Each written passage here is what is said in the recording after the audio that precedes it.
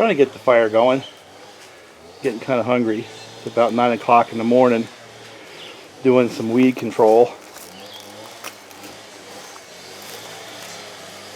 And I promptly rocked my chain. Brand new chain. Swinging that bar back and forth because I forgot my weed whacker. Ding!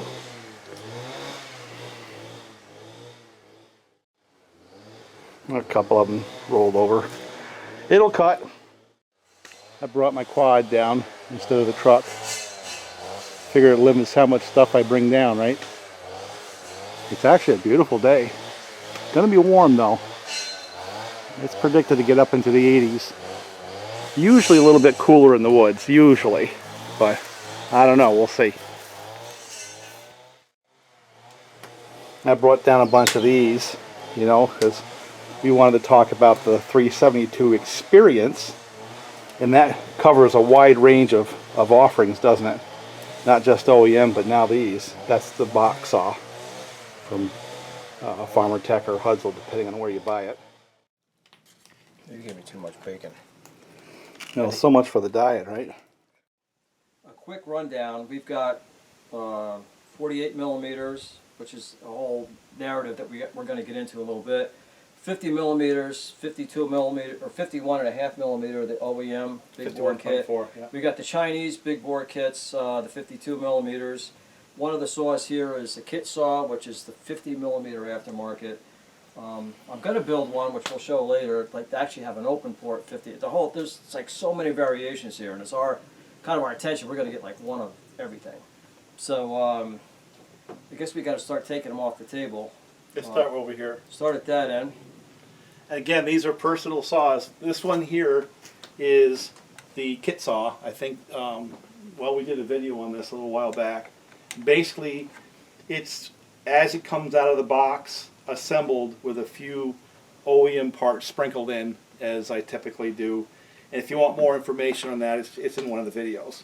But I think what's relevant here is when there's enough of a particular saw in the marketplace, it makes sense for companies to come up with aftermarket parts. And if there isn't a lot of saws out there, why would a person want a tool up to build aftermarket parts? And this is proof that there's enough 372s out there for a company to go build a whole business plan around coming up with a series of aftermarket parts. Now this is a little extreme, but that's what this one is. And I'll set it over here. All that shiny hardware sticking out. Yeah. It's like it's a jeweled saw. Well, we'll see how it runs. I've run it a little bit. And this one here has been a shelf queen up until now. And I think I did a video on this one as well. But this is my 2172, and this will begin part of our little contentious, or bones of contention. I think this is the best of the iterations of this series of saws, the John Thread 2172. And I've liked that version of the X-Torx because it has just a little bit lower cover and stuff like that. And plus the John Thread just looks nicer. So this is my favorite of the X-Torx series of 372s. And this is a good running saw right now. This is another one that we did a video on, my God, several years ago. And basically it started out as a 365 special. And Bob helped me come up with all the parts required to convert that to a true 372. And not just a 372, but a 372 XPW. And this is, again, just like the John Thread 2172 is my favorite iteration of the X-Torx. This is my favorite iteration of all the 372s, is this configuration right here. Basically what they used to call the XPW. So you guys can scroll back through, however many videos, and it'd be interesting to see how many times you can find Walt pointing to a different model as his favorite saw. It's the old man saw. It was the 660 with the big bore. Well, I did qualify. It's my favorite of the 372s. Oh, okay. And it's your favorite today. It's my favorite today. But there's he truth told to me that. to pick on him a little bit today. I'm kind of like got a lot of caffeine in me, so there's going to be some of that. Well, there should be. This one here is blend saw, and basically what this was a 372x torque with trashed cases because the bearings came apart. And rather than try to recover the cases, which were in my skill set unrecoverable because the bearing pockets were opened up too much, basically took a short block aftermarket and then wrapped the X-Torque parts around it. And I'll tell you what, the initial impression on this saw is it's a good running saw, but I got to qualify that because I did have to deck the cylinder. And I don't believe the way it came that a typical person could accomplish what I have with this saw. So that's... You mean performance-wise? No. Okay. And this would be a match of a stock X-Torque, I think. It's not going to be, you know, significantly stronger. But for me to get it to that point required a skill set and a set of machines that most people will not have.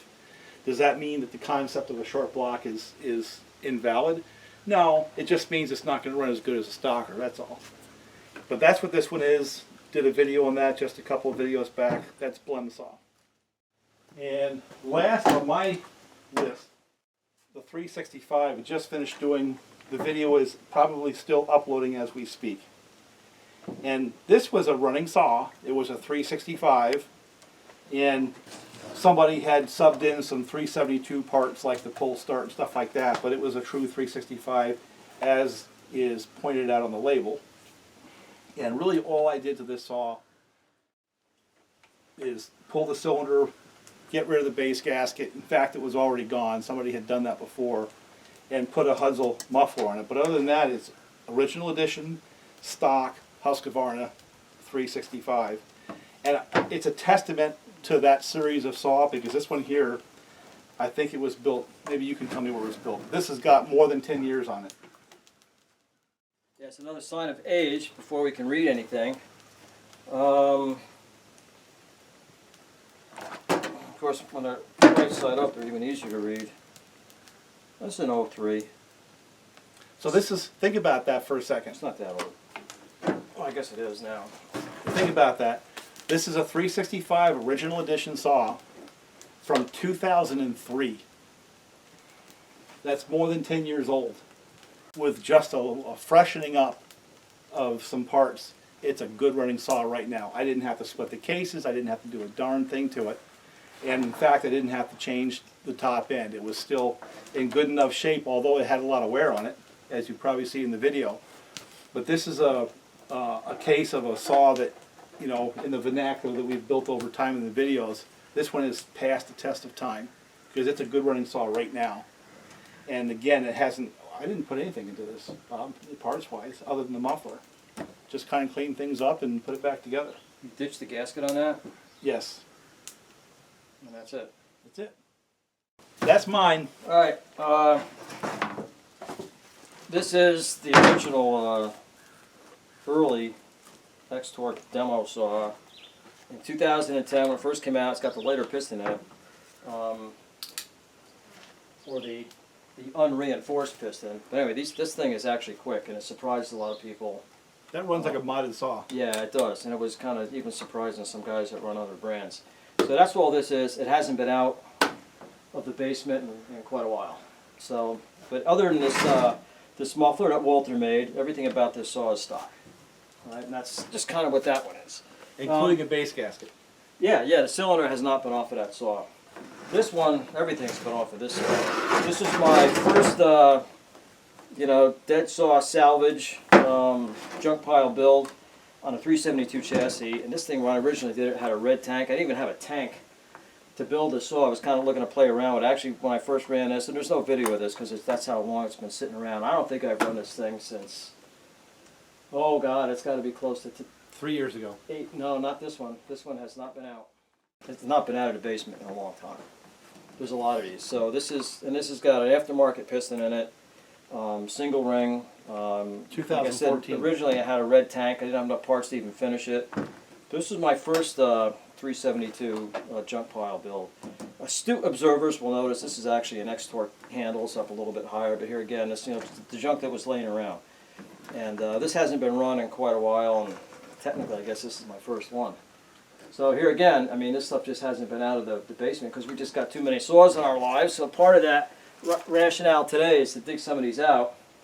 This one has been on video before. It's an early and beat to hell 371 saw. That's all kinds of pieces together. This is a 48 millimeter 365 top end. It's been massaged just a little bit with the little stuff I do with taking down the skirts. Gaskets out of it. Now we got a modified muffler here, just an extra port up here. And this saw is the one that kind of surprised a lot of people. It was in that video that we did the time Joel came up. Yeah, I remember This is that. my limbing version on the chassis. Now, that's actually that oddball size 17-inch bar. So this is kind of the handy one. You notice the side cover, which is incorrect, but this was just pieced together from all kinds of garbage. It's actually got a fair amount of time on it. Originally had a Forester cylinder on it. We tried that in one of the early videos. This is the same. It's like my guinea pig chassis. But this saw runs pretty good, and it's actually got a fair amount of time on it. I kind of want to do another one with the 48 millimeter top end, but a clean one and a new one. This has been kind of a...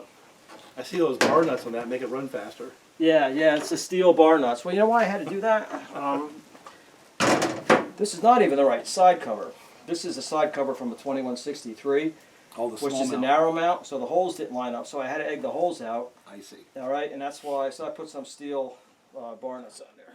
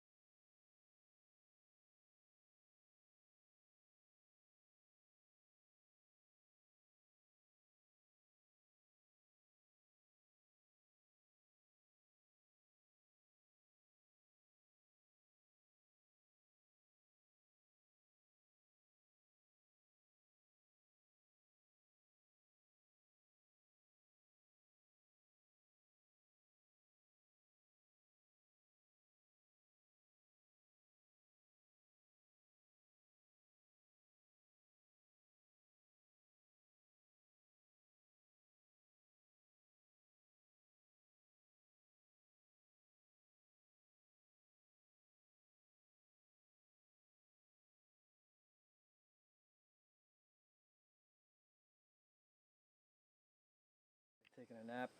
Yeah. All right, I'm going to run through some saws, and two of them, the chains are definitely compromised, and then the other two, they should be okay.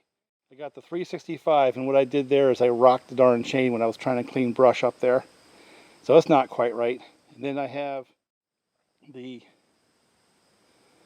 blem saw, and that chain's just whooped. You saw it before, and I have not touched it, and it's a little bit loose.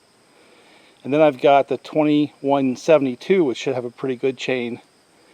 And then I have the 365 372 XPW, and that's the same chain that was running down at Bob's, so it's got a couple hours on that one too. But so none of the chains are perfect. This one here is 365, no base gasket, Hudson muffler, and a slightly rocked chain. Kind of hit a concrete block with it.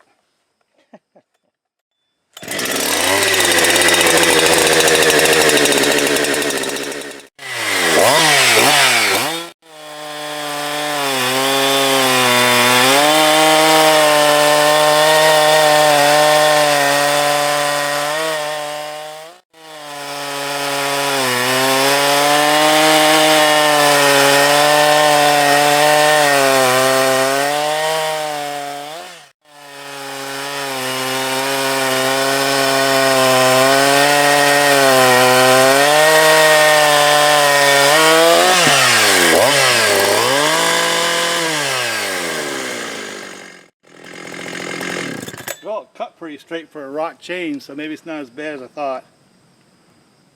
Boy, look at it heat up that muffler and burn off the paint. Next saw. I'm assuming I got gas in it.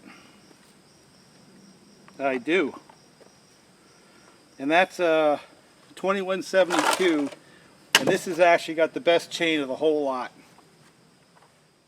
So let's see what it does.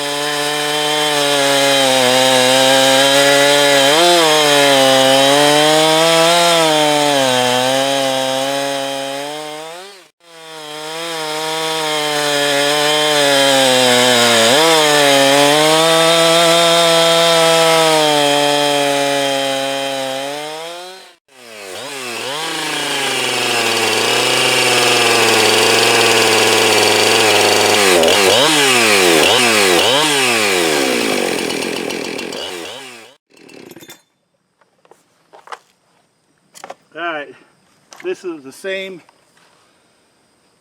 bar and chain that you saw last time I was on this test log, and just as beat as it was then. This is the blem saw, and it has the Hudzel cases wrapped inside XT parts in plastic.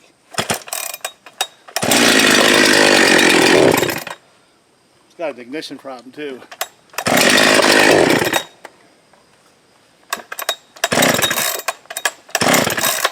Might have a gas problem.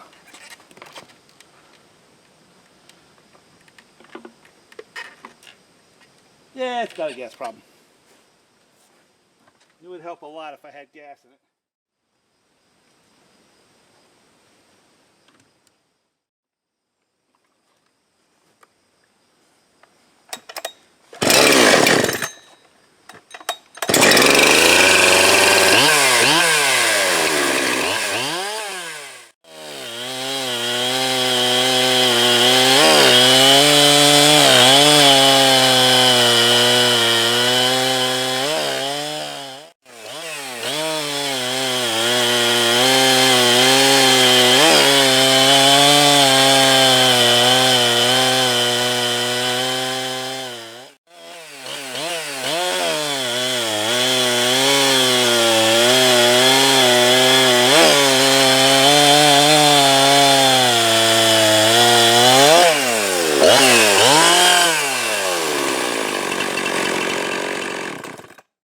rim saw is waking up. That's my humble opinion. What do you think? 'Cause that's good. the worst chain of the lot, and it felt like I was cutting as fast, if not faster. This should have a better chain, and this is actually the XPW top end, and it should be the best running saw of the lot, if it has gas, which it does not.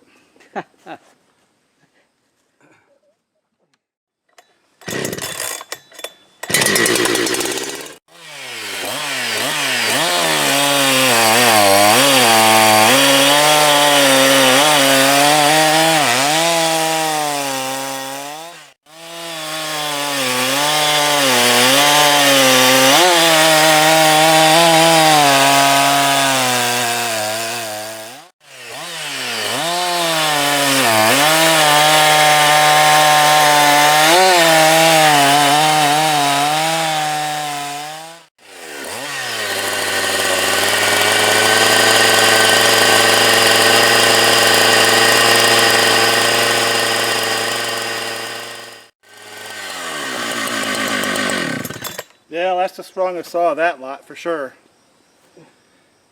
Yep, that was moving good. Yeah. So of the four, how would you rate them for what you saw? Well, I rate that one ahead. The other ones are close. The notation is that the one with the 48 millimeter top end is in the game. Yeah. And you know, one of the things I've been shaking my head about is, you know, I got one myself. You know, today we didn't run them all. Yeah, it's an underrated thing. Too many of those things get pulled off for aftermarket top ends. And to me, well, you know, you may get, if you're working a little bit, you know, you go from take that out and put a 52 on it, you may be getting a little bit of an advantage, you know, because you're going up from, you know, displacement wise. Yeah, but then the other question is you know, which one is going to cut more wood in its lifetime? You know, so you got the two, and I'm not saying, you know, obviously the objectives are, you know, kind of going in different directions there. You know, so if it's about making it cut faster, but obviously, you know, you don't really know how long the 52 millimeter aftermarket kits are going to last. Yeah. And my thing is, if you waste one, well, go ahead, put the bigger one on. Always go for the bigger one. But the amount of those things that get pulled off and set aside there's got to be thousands of them out there and they do respond well. I don't know what you did to that, but they do respond well to the basic, simple stuff that we do. That's all that's got. It doesn't have anything but more compression. That's it. So I'm gonna run it again. I think that one of the lessons there to me is sort of like, if somebody just ran that and they didn't know that it was the smaller top end, They wouldn't know. would they notice it? They in would most not. cases, the answer is no. Yeah. Let me give it another round. That chain, even though it was rocked, it actually cut pretty good. It wasn't doing that bad. The only one that I had a hard time with is the one on the Argon bar, but that chain has got so much time on it. But this one here, even though it was rocked, I think it was cutting pretty good. I'm going to get another couple cuts on this one.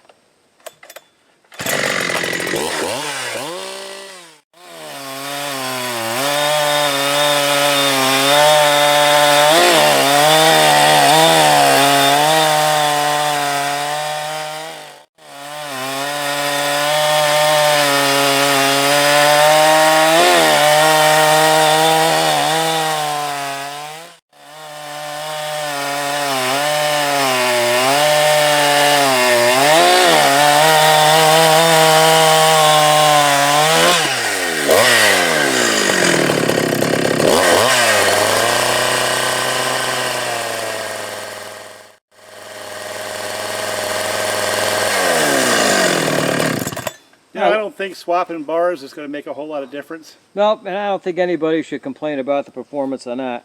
No. There's absolutely no reason that kit needs to be pulled off and tossed on the shelf.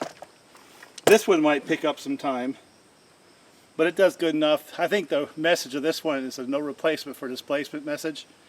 Even though that chain is whooped, it's still good enough to pull a chip. So let me try this one. I think this one didn't get a fair shake, and I'm not quite sure why.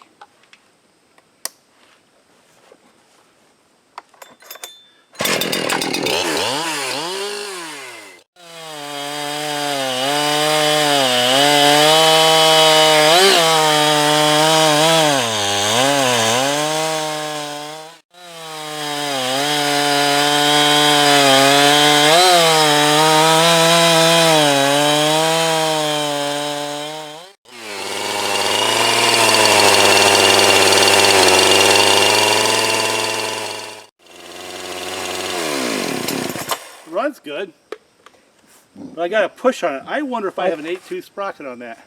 I think, didn't you say you set that at 12.5? I did. I think that's a little conservative.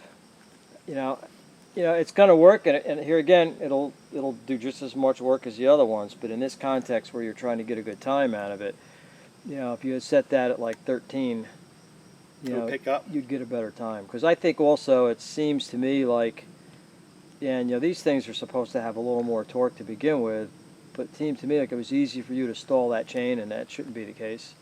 But here again, the chain itself may be the variable. You may have the 8-pin on there, the raker, who knows. Yeah, it doesn't matter. I bet you when I go back to the tape, and I think the point of all this is not trying to get one saw relative to the next. And I can't tell you how many times I say this is about ballparks. But from what it feels to me, you could throw a blanket over those saws on a day's work. Yeah, and the old saying, there's no replacement for displacement.